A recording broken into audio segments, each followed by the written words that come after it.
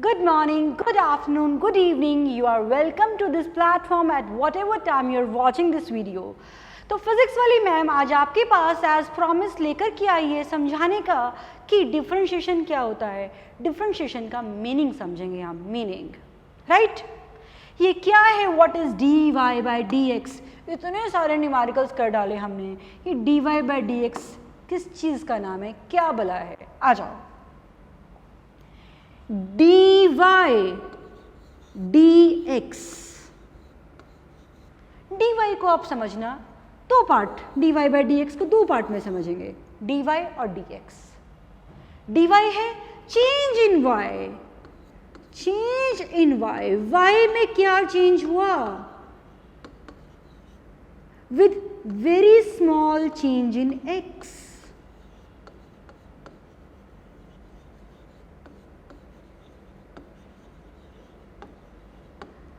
y कितना change हुआ जब x बहुत छोटी अमाउंट से चेंज हुआ. राइट. अगर आपके पास dp बाई dt है सपोज कीजिए, इसका मतलब p कितना चेंज हुआ जब t बहुत छोटी अमाउंट से चेंज हुआ. Right. Change in y upon change in x and this change in x should be very very small. इसको हम क्या कहते हैं, dy बाई dx. मैं आपको एक एग्जाम्पल देती हूँ. बच्चों सपोज कीजिए कि ये कोई ग्राफ है.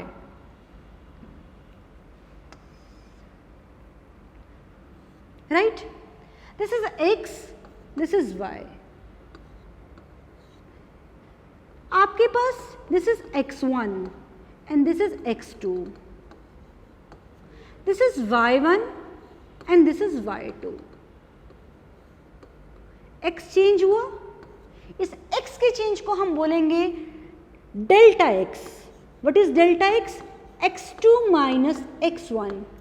और अगर ये चेंज बहुत बहुत बहुत बहुत छोटा हुआ, बिल्कुल पास पास हुए, बिल्कुल पास पास हुए, तो हम डेल्टा एक्स को dx भी बोल सकते हैं. किस कंडीशन में, अगर ये चेंज बहुत ही छोटा है. समझ गए. सिमिलरली इस चेंज को हम क्या बोल सकते हैं, डेल्टा y या फिर dy. ओके. चलिए एक बात को और समझते हैं. इस ग्राफ में अगर ये x है और ये y है, देखिएगा, मान लीजिए कि हम x में बहुत थोड़ा सा चेंज किया हमने. ये बहुत थोड़ा मान लेना है, नहीं अभी मान लेना. x में हम राइट की तरफ गए, बहुत थोड़ा सा चेंज है dx, बहुत थोड़ा सा चेंज. तो y क्या हुआ, x1 y1 और x2 ये है and this is y2. This point corresponds to x1, this corresponds to x2.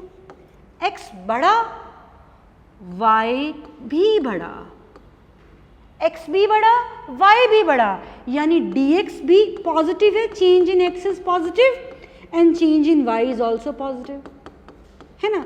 पहले आपके 20 मार्क्स आते थे, अब 20.5 आ गए. चेंज तो पॉजिटिव हुआ ना बच्चे. तो change dx positive, dy positive. Right. तो dy बाई dx क्या है, क्योंकि dy भी पॉजिटिव और dx भी पॉजिटिव, तो हम बोलेंगे dy by dx is positive for this graph. इस ग्राफ के लिए dy बाई dx क्या हुआ, पॉजिटिव. समझे, थोड़ा थोड़ा समझे, मुझे पता थोड़ा थोड़ा समझे. अभी और बताती हूँ. सपोज कीजिए आपके पास कोई और ग्राफ है किसी और शेप का, ऐसे. राइट. ये y, ये x. Oh this point is x1 and this point is x2. आप x1 से x2 की तरफ गए. राइट. तो डेल्टा x क्या आ गया आपके पास, x2 माइनस x1. पॉजिटिव आया ना, बढ़ गया ना. अगर ये चेंज बहुत ही स्मॉल हो तो हम बोलेंगे dx क्या है, पॉजिटिव. dx is positive. लेकिन अगर मैं बच्चा इसकी y की वैल्यू को देखूं, अगर मैं देखूं इसके y की वैल्यू को, तो जब x1 था तो y1 और x2 था तो y2. बताओ चेंज इन y, dy क्या हुआ है, y2 माइनस y1. क्या ये पॉजिटिव है कि नेगेटिव है? y क्या हो गया है? कम, तो dy by dx क्या है? Negative. Sorry, I am sorry, dy is negative. अब आपसे कोई पूछे dy by dx क्या आया इस ग्राफ के लिए, इस ग्राफ के लिए dy by dx क्या आया, तो आप बोलोगे because dy is negative and dx is positive, तो dy by dx is negative. Got it? पिछले ग्राफ के लिए dy by dx पॉजिटिव था और इस ग्राफ के लिए dy by dx नेगेटिव है। अभी मैंने सिर्फ क्या सीखा? dy by dx का साइन निकालना। मतलब नहीं समझाया मैंने अभी तक आपको, थोड़ा सा ही बताया। Change in y upon change in x, और change in x should be very very very small. आ जाओ, अब हम अच्छे से डिफरेंशिएशन का मीनिंग समझने की स्टेज पर आ गए हैं। सपोज कीजिए बच्चे, ये कोई पॉइंट है A और ये कोई पॉइंट है ऊपर B, राइट? यहां पर x की वैल्यू x1 और यहां पर x की वैल्यू x2, यहां पर y की वैल्यू y1 और यहां y की वैल्यू y2, करेक्ट? मैंने एक कॉर्ड बना दी। What is chord? जो ग्राफ को कितने पॉइंट्स पर टच करे? 2 पॉइंट पे कट करे, वो कॉर्ड होती है। जो एक पॉइंट पे टच करे वो क्या होता है? टेंजेंट। ये थीटा, ये थीटा। तो what is slope of the chord? What is slope of the chord? Slope of chord AB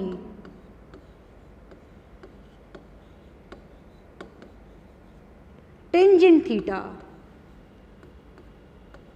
किसके इक्वल होगा बच्चों? Perpendicular upon base BC upon AB। मालूम है ना आपको, स्लोप हम किसको बोलते हैं? Tangent theta. इस एंगल के टेंजेंट को हम क्या बोलते हैं? Slope, tangent theta. BC की वैल्यू क्या आ रही है? y2 माइनस y1, और AC की वैल्यू क्या आएगी? x2 minus x1। This is y2 minus y1। This is delta y, this is delta x। तो slope of the chord AB is del y by del x। मतलब del y by del x से हमें क्या मिलता है? Slope of chord of yx graph. Del y by del x से क्या मिला? Slope of chord of x graph, y versus x graph, right?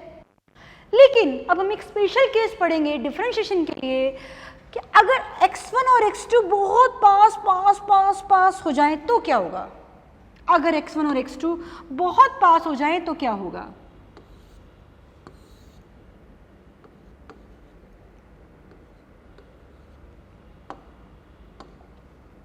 ये मैंने ग्राफ बनाया, मैंने दोनों पॉइंट्स बहुत क्लोज लिए, x1 और x2 इतने क्लोज लिए, इतने ज़्यादा क्लोज लिए कि वो मुझे एक ही पॉइंट नज़र आ रहे हैं। आपको ये 2 दिख रहे हैं, इससे भी क्लोज लेना है, एक ही पॉइंट नज़र आए। अब मैं इससे पास ला नहीं सकती ग्राफ के अंदर, फिर आपको पता ही नहीं चलेगा। तो ये वैल्यू किसकी आ गई बेटा? y1 की, और ये वैल्यू आ गई y2। तो अगर मैं इस कॉर्ड को मिलाती हूँ, if I join these 2 point, जो पिछली बार हमने A और B लिए थे, अगर मैं इसको A और इसको B मान के इनको ज्वाइन करती हूँ तो बच्चे it is no more a chord. A और B इतने क्लोज हैं कि वो 2 पॉइंट ना होकर एक पॉइंट बन गया, और जो कॉर्ड है वो A भी 2 पॉइंट पे नहीं बल्कि एक ही पॉइंट पे टच कर रही है। A और B बिल्कुल एक ही पॉइंट बन गए ऑलमोस्ट। तो this chord has become now tangent. Now this chord has become tangent. So if delta y and if I can say if delta x is very small, if delta x is very small, तो बच्चों del y by del x, del y by del x कब? जब delta x बहुत ही small है। तो ये किसका slope देगा? अब तो कॉर्ड रही नहीं, अब किसका स्लोप देगा ये? टेंजेंट का स्लोप देगा, राइट? जब डेल्टा एक्स बहुत ही स्मॉल है तो del y by del x अब किसका स्लोप देगा? टेंजेंट का, ना कि कॉर्ड का, क्योंकि कॉर्ड अब क्या बन चुकी है? टेंजेंट। समझे मेरी बात? ओके, तो मैं कैसे लिखूंगी इस बात को, कैसे लिखूंगी देखिएगा। Slope of chord, slope of chord की जगह मुझे क्या लिखना है अब की बार? टेंजेंट। स्लोप ऑफ कॉर्ड की जगह मुझे क्या लिखना है? टेंजेंट। और टेंजेंट हमेशा एक पॉइंट पर बनता है, tangent to a point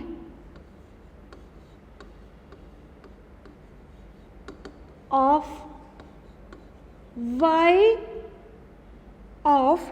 y versus x graph.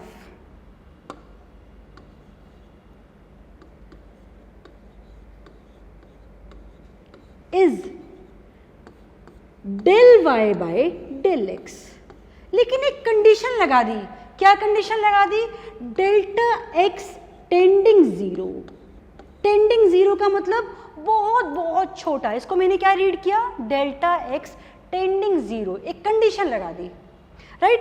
मैं इसको मैथमेटिक्स की लैंग्वेज में कैसे लिखती हूँ? मैं इसको ऐसे लिखती हूँ, limit delta x tending zero del y by del x. अब आप घबराना मत, ये मत सोचना ये क्या लिख दिया, ये सिर्फ लिमिट लगा दी है साथ में, मतलब वही है। Del y by del x का मतलब पहले क्या था? y2 minus y1 upon x2 minus x1। तो अभी भी वही मतलब है इसका, y2 minus y1 upon x2 minus x1। बस एक लिमिट लगा दी, डेल्टा एक्स टेंडिंग जीरो, यानी delta x very very small. ठीक है, सपोज करो आप रात को खाना नहीं खा रहे, मम्मा मैं तो पार्टी में जाऊंगी, कल मेरे फ्रेंड की बर्थडे पार्टी है, मेरे को जाना ही जाना है, मैं नहीं खाना खा रही अदरवाइज। और मम्मी ने बोला कि नहीं नहीं मैं भेजूंगी नहीं, बिल्कुल नहीं भेजूंगी, मम्मा मुझे तो जाना ही है, नहीं तो मैं खाना नहीं खाऊंगी। अब मम्मा ने बोला ठीक है बेटा चले जाना, कोई बात नहीं। मम्मा आप झूठ बोल रहे हो, मेरी कसम खाओ आप कि आप कल भेजोगे। मम्मा ने भी कसम खा ली, मैं शपथ लेती हूँ तुमको भेजूंगी। अब जब आप जाने लगे तो मम्मा ने बोला बेटा पार्टी में जाना तो है, बस 10 मिनट के लिए। लिमिट लगा दी, लिमिट वही है, ये वही delta y by delta x, लेकिन साथ में लिमिट लगा दी कि डेल्टा एक्स बहुत छोटा है। बात वही है, निकालना कैलकुलेशन वैसे ही करना है। इसको फिजिक्स की लैंग्वेज में हम बोल देते हैं d Y by D x. इस पूरे को इतनी बड़ी जगह लिखने की बजाय हम क्या बोल देते हैं? D Y by D x. क्या है d Y by D x? D Y by D x is now we can understand is limit delta x tending zero del y by del x. और del y by del x को हमने क्या बोला था? जब delta x tending zero नहीं था तो बोला था स्लोप ऑफ कॉर्ड, और अब हम क्या बोलेंगे? Slope of tangent. बच्चों समझे?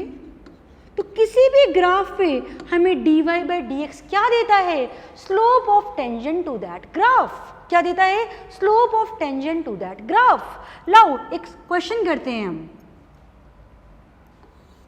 सपोज कीजिए आपके पास दिया हुआ है कि दिस इज अ ग्राफ और इसका इक्वेशन है y is equal to 3x square. Find slope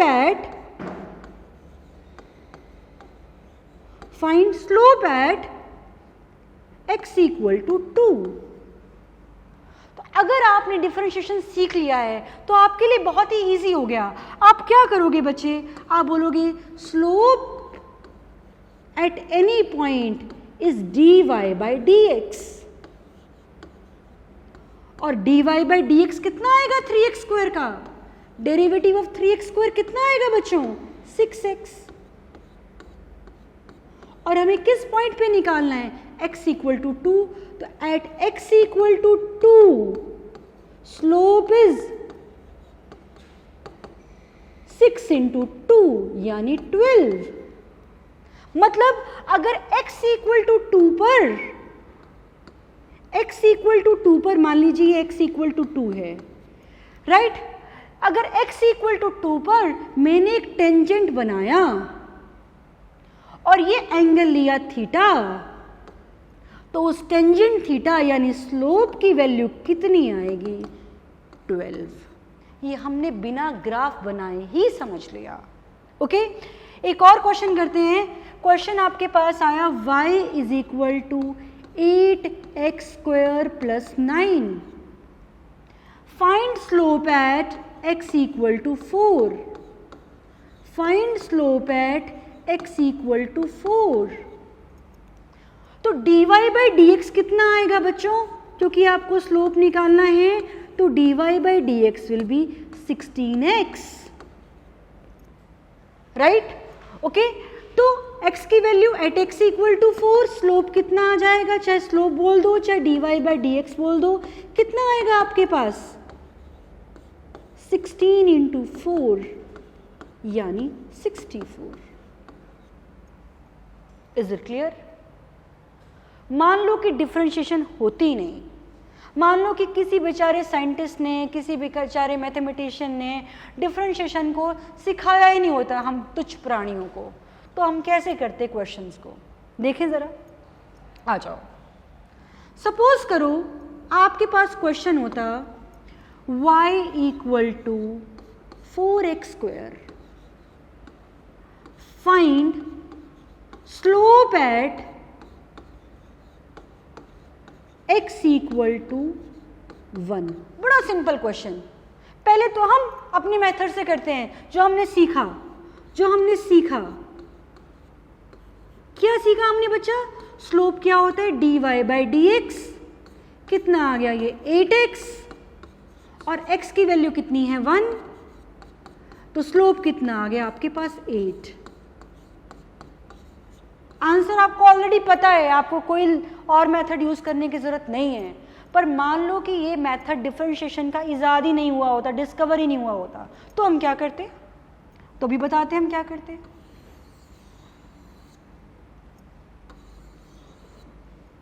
right? तो हम कैसे करते जरा देखते हैं।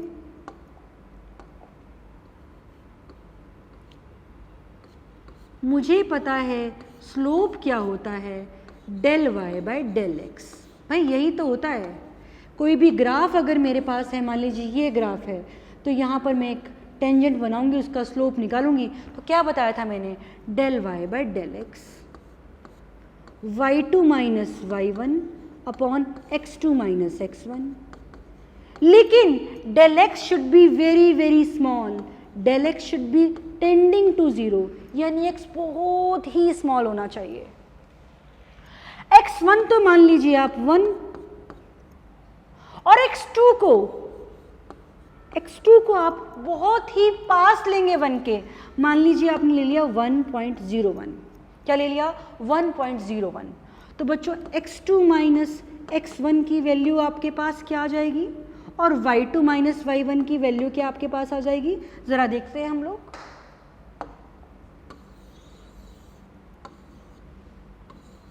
स्लोप निकालना है बिना डिफरेंशिएशन के।